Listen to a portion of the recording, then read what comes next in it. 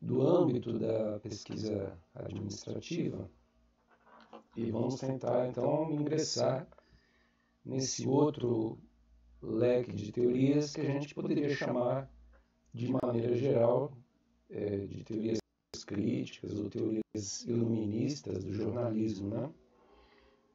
Que então vão recuperar aquele velho elemento, né, de estrutural, digamos assim, do iluminismo, que é a ideia de que as pessoas têm que se libertar por intermédio da razão, né? Isso é uma coisa muito básica, assim, de todo o pensamento iluminista, de que a razão está aí para que a gente estude, conheça coisas e exercite a capacidade de julgamento, né? Para conseguir se autodirecionar, tomar conta da própria vida e tocar a vida de maneira madura, né? Para frente. Trazendo isso para o âmbito das teorias da comunicação, a questão que se coloca ela é muito simples, tá? Ela é extremamente simples, e a hora que eu enunciar agora, vocês vão perceber bem qual que é a diferença em relação às teorias que a gente viu até agora, tá? O Matelar, ele vai dizer no capítulo lá, Indústria Cultural, Ideologia e Poder, que é o termo pelo qual ele define essas teorias aí que eu estou chamando de teorias críticas, né?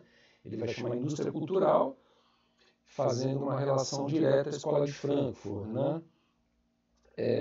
Ideologia e poder, fazendo uma referência já mais indireta a outras teorias, ao estruturalismo, basicamente, e os estudos culturais, né? Que seriam essas três linhas, digamos assim, que envolveriam, né, aquilo que a gente está chamando aqui das teorias críticas, né, ou teorias iluministas do jornalismo. E o que diferencia esses três tipos, essas três famílias, digamos assim, de teorias das teorias administrativas que a gente viu até agora, né? Eu acho a maneira como o Matelar coloca isso muito didática, assim, né? Então, o que ele diz? Né? Que essas teorias administrativas, elas concebem as mídias como novas ferramentas da democracia moderna, mecanismos decisivos de regulação da sociedade, né? E aí, nesse contexto, quer dizer, essas teorias elas têm um papel de organização, de bom funcionamento social, etc., que tem necessariamente de estar atrelada à ideia de que as coisas não devem mudar, né? De que o estado de coisas existente, né, no sistema social, na ordem social e tal, eles não devem mudar. A mídia só deve entrar dentro dessa estrutura que já está pronta, né, e fazer funcionar bem, né? Quer dizer, a mídia vai ter uma função dentro dessa estrutura, mas a estrutura em si está dada, quer dizer, a gente não precisa mexer em nada disso, né? E aí, quer dizer, esses três blocos de teorias que eu já adiantei para vocês, eles vão justamente se contrapor a essa ideia, por quê? Porque elas tecem uma crítica ao jeito como as coisas estão aí, né? Tecem uma crítica ao sistema, digamos assim, em que a sociedade está organizada, né? E vão justamente reivindicar para o jornalismo, né, um papel que seria justamente de crítica das coisas do jeito como estão aí, tá? Então, em lugar de um jornalismo, digamos assim, integrado nesse sistema do jeito como o sistema está aí, que tem pura e simplesmente o papel de fazer funcionar bem, informando as massas, mandando lavar a mão, essa coisa toda, né? Quer dizer, um outro jornalismo, que é um jornalismo que põe em xeque esse sistema, né? E questiona se esse sistema realmente é o melhor, ou se o próprio sistema não deveria ser revisto, tá? Então percebam que essa postura crítica, evidentemente, ela vai envolver toda a chamada escola teoria crítica mesmo, né, que leva esse nome, que é a Escola de Frankfurt, que são pensadores marxistas e que têm uma perspectiva de que a transformação do mundo deve rumar no rumo do comunismo. É lógico que vai envolver esses caras, mas também vai envolver outras escolas teóricas que não compactuam com o marxismo, ou seja, que não acham que o mundo tem que virar comunista, mas que acham que o mundo tem que mudar, que tem certas coisas que não podem ficar do jeito que estão, porque estão muito ruins, né? Então é nesse sentido, quer dizer, que da maneira como a gente trata aqui essas três teorias, né, a escola de Frankfurt, o estruturalismo e os estudos culturais, né, quer dizer, eles se colocam como críticos por quê? Porque eles acham que do jeito que está, se a comunicação se conformar em ser simplesmente esse elemento que faz a coisa andar direitinho e funcionar, continuar funcionando do jeito que está, os meios de comunicação tornam-se suspeitos de uma violência simbólica, ou seja, eles se tornam aliados do sistema, né? E promovem uma violência no sentido de que eles ajudam o sistema a se manter, mesmo quando esse sistema pode ser perverso e pode ser muito ruim para pessoas, né? Ou para grupos de pessoas, enfim, para classes sociais, né? Quer dizer, os meios de comunicação passam a ter um papel, digamos assim, né? Justamente num sistema de poder e de dominação contra pessoas ou grupo de pessoas que não se sintam contemplados, né? Então é nesse sentido, quer dizer, que as teorias críticas vão tentar resgatar aquela função original do iluminismo, que desde o primeiro período vocês já estão carecas de saber, de se colocar contra tradições, de fazer questionamentos, de se perguntar se efetivamente as coisas estão ótimas ou em que pontos elas não poderiam ser melhoradas, né? Quer dizer, um exercício da razão crítica, que é um exercício da razão que visa reformular os sistemas, reformular a maneira como a sociedade está articulada, né? Então essas teorias críticas, o que elas vão tentar recuperar no fundo é isso. Quer dizer, a ideia de que o jornalismo deve servir a um processo de transformação das coisas que estão erradas, que evidentemente são teorias que vão valorizar no jornalismo aqueles momentos quando ele efetivamente fez isso. Historicamente, a gente viu na história do jornalismo aqui um momento em que o jornalismo se coloca contra a escravidão no Brasil e no final do século XIX começa a bater no governo porque aquilo não dava mais, porque não tinha condição de manter escravo, né, e etc. Até que há uma ruptura e o próprio governo cai e tem que abolir a escravidão no país. Quer dizer, é esse tipo de papel crítico, que é um tipo de papel transformador do social, que essas teorias agora vão valorizar. E vão dizer que o papel mais nobre do jornalismo é justamente esse, quer dizer, é o exercício de uma crítica racional contra as coisas que estão, de alguma maneira, erradas ou que devem ser questionadas, e que não é porque existe uma tradição de que diz que houve, né, escravidão durante 300 anos, que isso vai ter que durar mais 300, quer dizer, a gente tem a perspectiva, a possibilidade de mudar o rumo da história, tecendo uma crítica profunda aos lugares, digamos assim, da tradição onde ela está comprometida, né, e aonde ela precisa ser revista, tá? É basicamente isso que é o que caracteriza esse bloco de teorias que a gente vai ver agora. Do ponto de vista prático, objetivo, de o que o Matelar coloca como teorias nesse capítulo, né, da indústria cultural, da ideologia do poder, né, quer dizer, ou seja, teorias que questionam o poder, que questionam a indústria cultural, que questionam a ideologia, né, naquilo que percebe-se que a ideologia e que a indústria cultural estão erradas, né, naquilo que elas estão fazendo de errado, no sentido básico de coibir a liberdade dos sujeitos, né, e a gente vai ver com um pouquinho mais de calma que essa ideia de liberdade está relacionada ao exercício da autonomia do sujeito, como um sujeito racional, e que como ele é racional, ele tem liberdade de agir, porque ele pensa e age do jeito que ele acha que tem que agir, né? E não é mais comandado por uma força de fora que diz que ele tem que lavar a mão, essa discussão que a gente já vem levando por aí, né?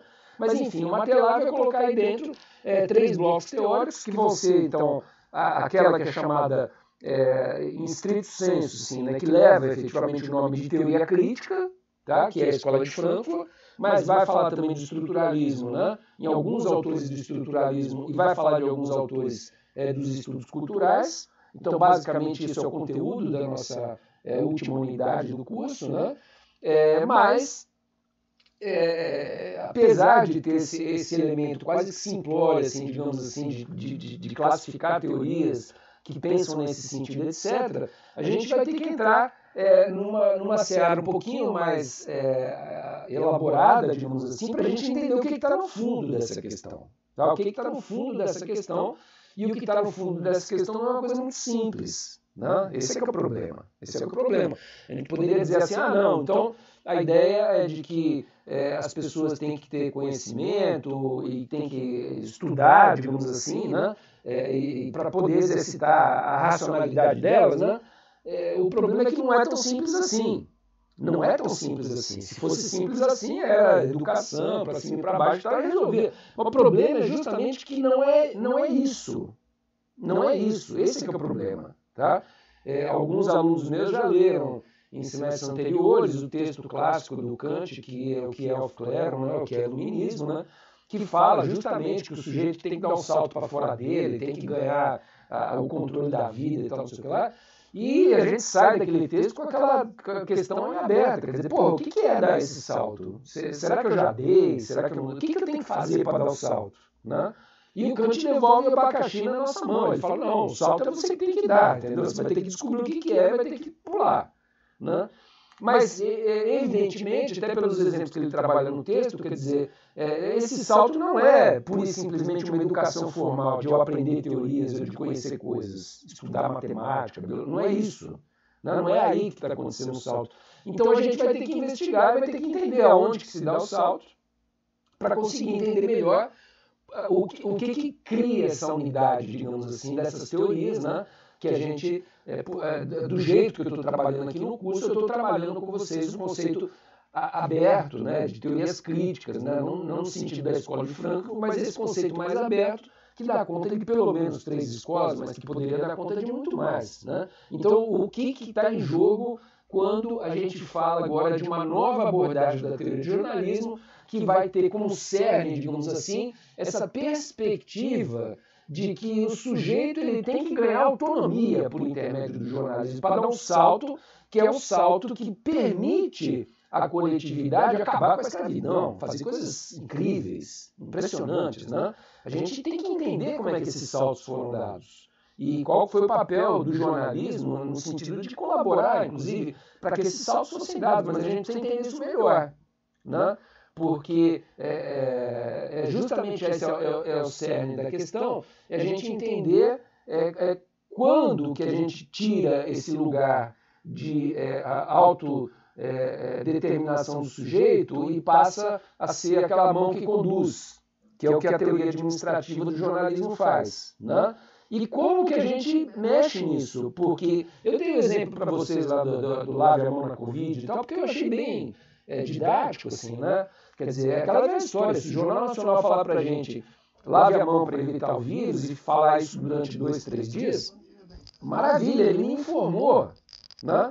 Mas ao mesmo tempo eu disse para vocês que se ele continuar 6 meses dizendo lave a mão para mim, ele está achando que eu sou um imbecil, né? Quer dizer, ele está me tratando de uma maneira de direcionar o meu comportamento, né? O autodirecionamento é quando eu mesmo opto por lavar a mão. O heterodirecionamento é quando alguém fica 6 meses na minha orelha, lava a mão, e essa pessoa conclui que eu lavo a mão porque ela mandou. Né? Quer dizer, isso é esse deslocamento, né? da minha condição de sujeito para a minha condição de um objeto que obedece à ordem de outro sujeito, que está mandando eu fazer as coisas. Né?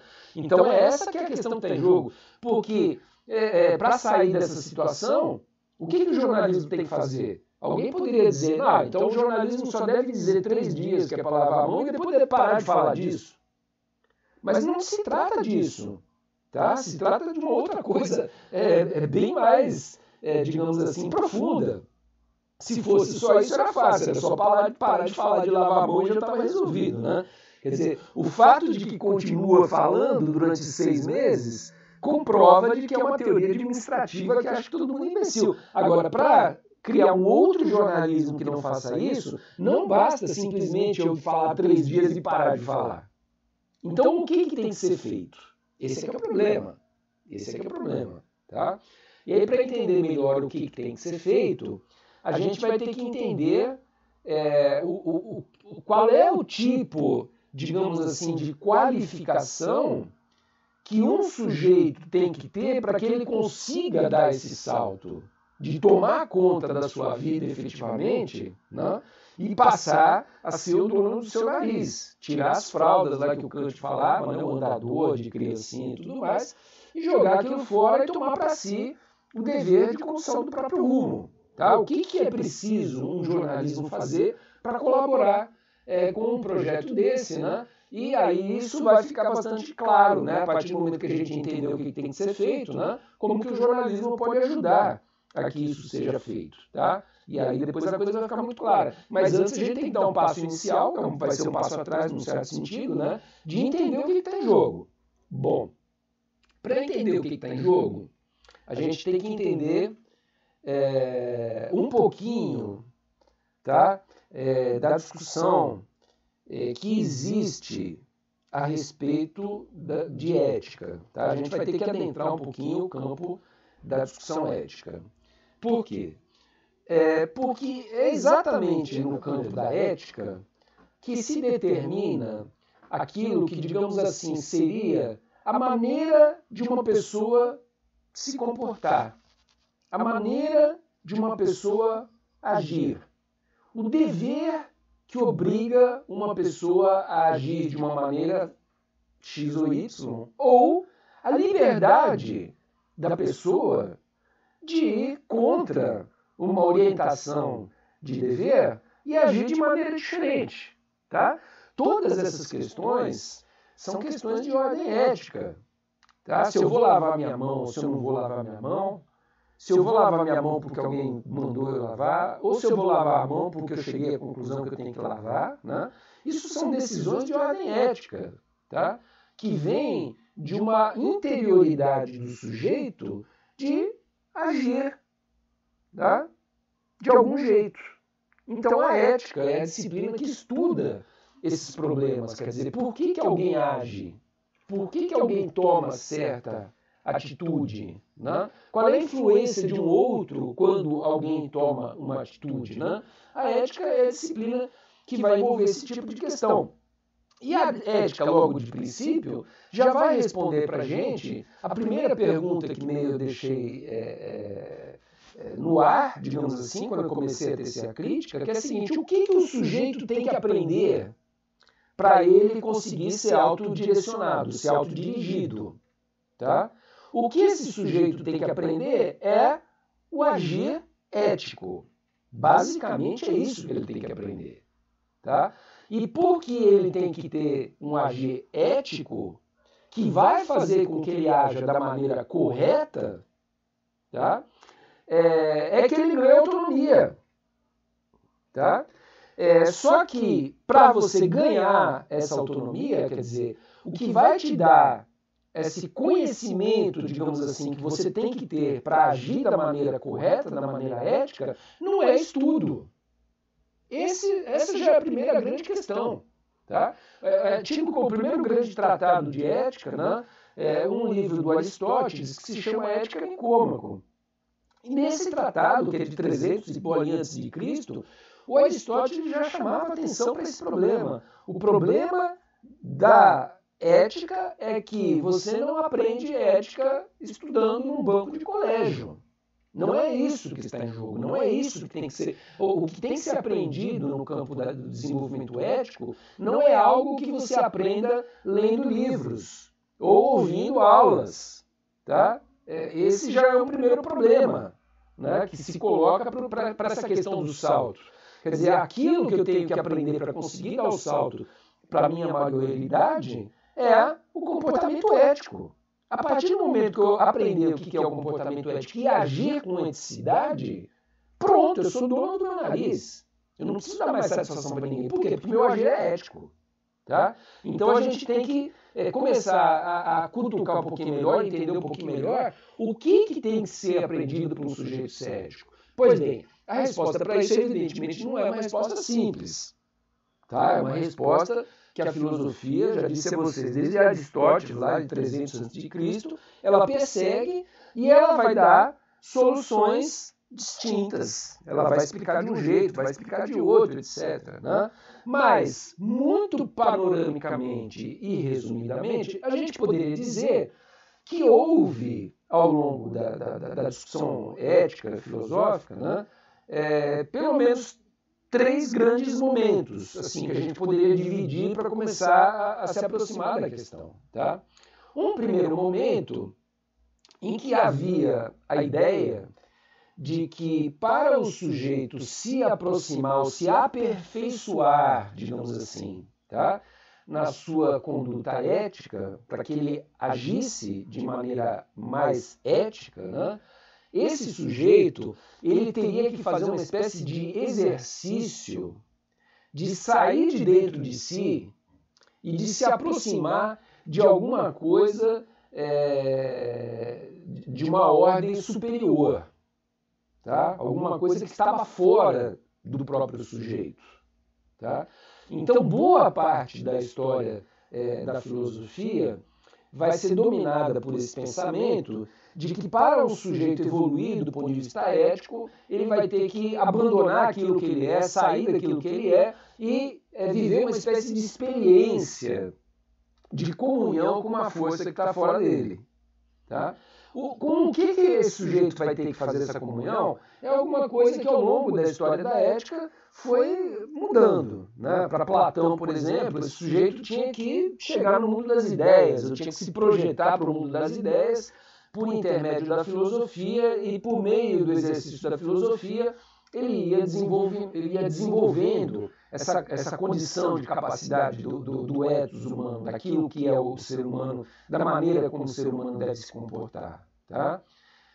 Se você pegar outro autor, né, o próprio Aristóteles, né, quer dizer, o Aristóteles já vai dizer que vai depender de uma espécie de exercício que o homem tem que fazer, de saber que tudo tem um termo médio, que é um termo onde as coisas estão mais equilibradas. Né? O Aristóteles é o filósofo da ordem, do equilíbrio, e também é o filósofo que um pouco se contrapôs a essa visão platônica de mundo das ideias e tal. Né? Então ele vai achar que, por exemplo, a ética é um ponto de equilíbrio que faz com que o sujeito que age corretamente do ponto de vista ético, né, é aquele que está longe dos extremos. Então é o sujeito que nem é covarde, quer dizer, o cara que tem medo de ir para uma briga, que se esconde, etc., nem o temerário, que é o cara que vai para a briga, abre o peito e leva tiro de fuzil. Né? Quer dizer, então você tem que ter um meio termo, né, que justamente vai caracterizar a postura correta, né, a ação correta do ponto de vista ético, né, no que respeita, por exemplo, a questão dos conflitos, das guerras, etc., que é você ser corajoso, né, mas você não ser destemido. Né? Então o corajoso é um ponto médio entre o destemido e o covarde. Né? O corajoso é o cara que, ele vai para cima, mas ele vai para cima com um escudo, ele olha antes de ir e tal, ele não é bobo, né? Quer dizer, senão ele vai morrer.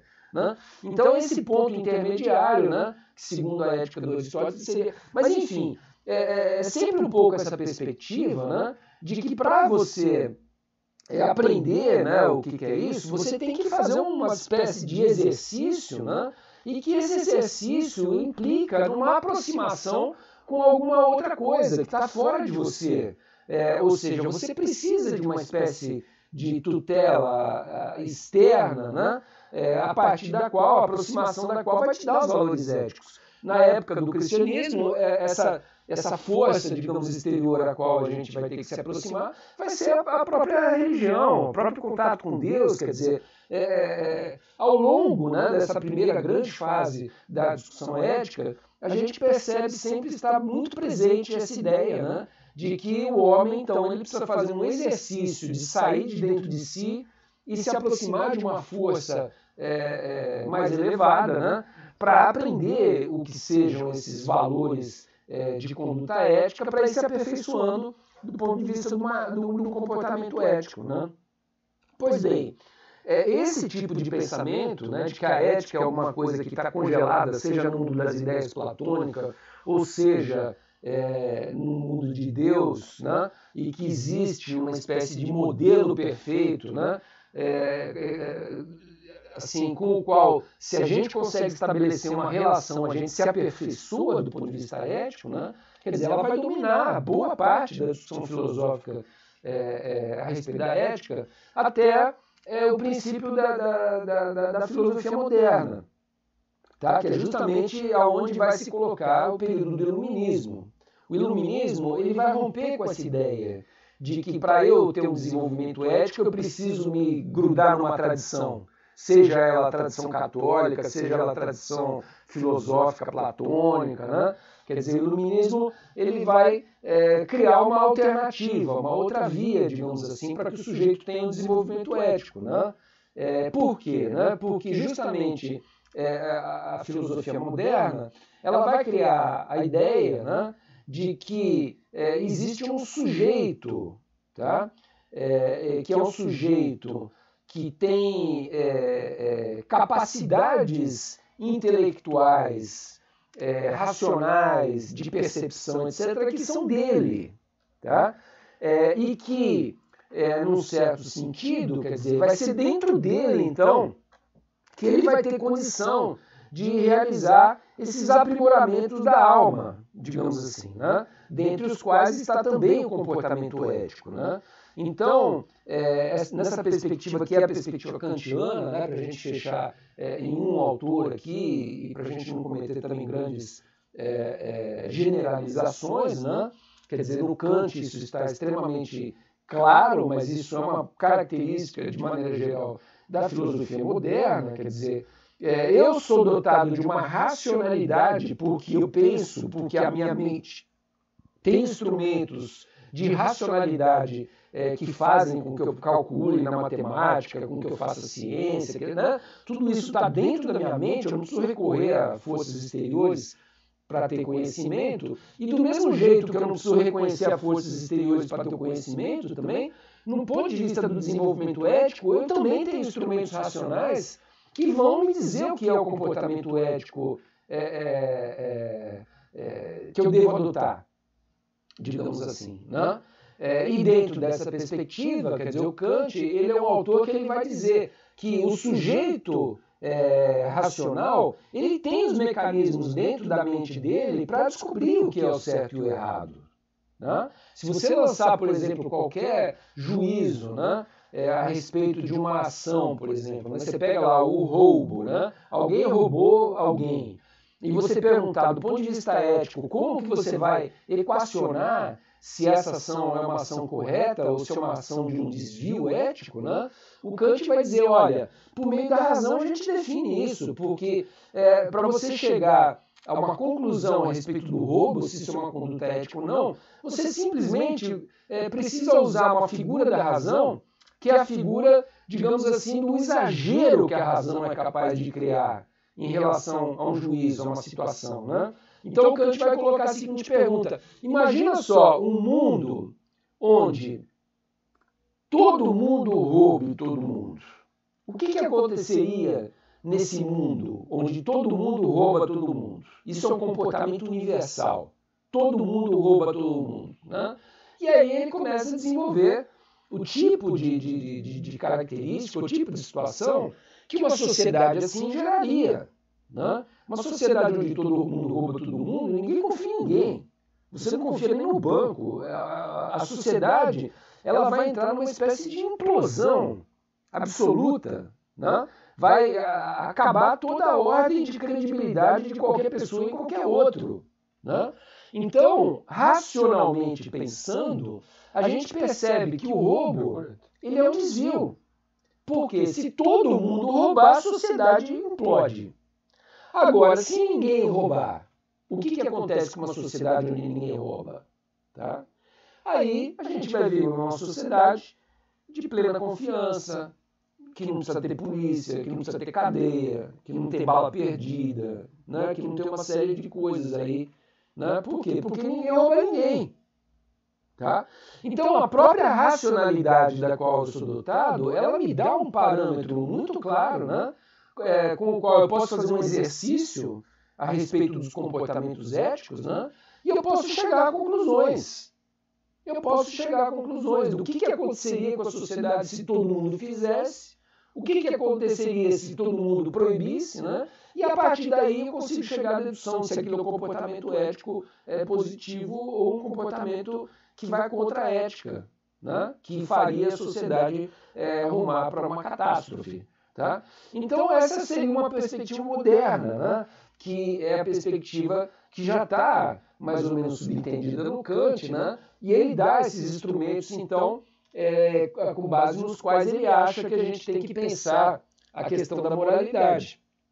Pois bem, a gente vai ter que dar mais um passo, digamos assim, em termos do que aconteceu com essa discussão ética, para entender qual é o problema contemporâneo. Tá?